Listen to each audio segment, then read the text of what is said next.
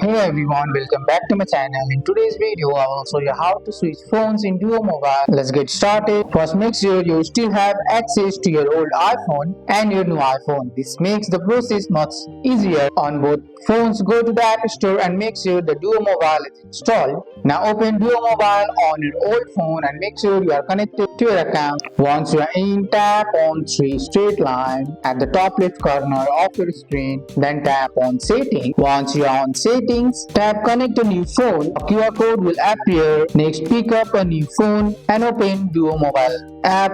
Tap Get Started, then choose Transfer Account from another device. Your new phone will be ready to receive your Duo account. Go back to your old phone. A QR code will appear on the screen. Use your new iPhone. Scan the QR code. This securely copies your Duo account to your new phone. Wait a few seconds while the transfer is finished. Once it's done, you will see all your Duo account listed on your new iPhone. And that's it. That's how you switch phones using Duo Mobile on an iPhone. That's all for today's video, guys. I hope you guys like this video. If you found this video helpful, drop a like, subscribe for more videos. Thanks for watching. See you in the next one.